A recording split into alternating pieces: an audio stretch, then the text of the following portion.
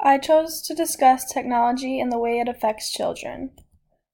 Why I chose this. I believe that technology is hurting the young minds of children due to the excessive amount of usage.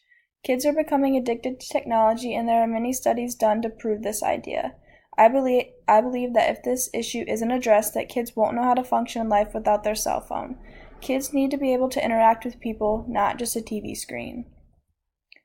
This is the first negative effect that I think technology has on children.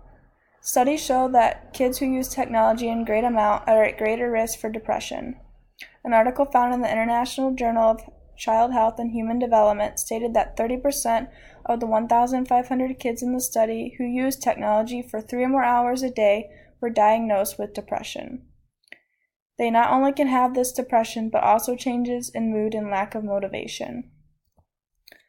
The second negative effect is face-to-face interaction.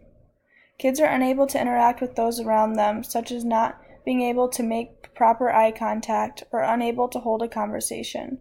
Kids are simply logging onto Snapchat or Facebook instead of interacting with their family. They would rather stare at a TV screen.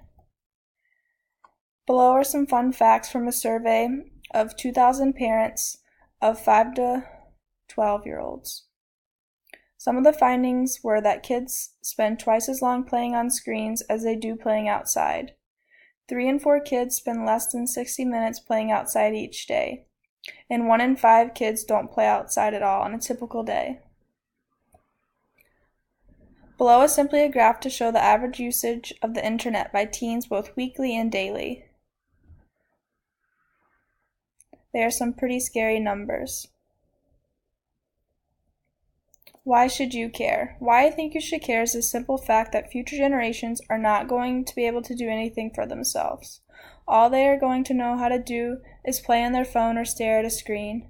They are the future, and we should hope for a bright future, not one that people are unsure what actually may happen.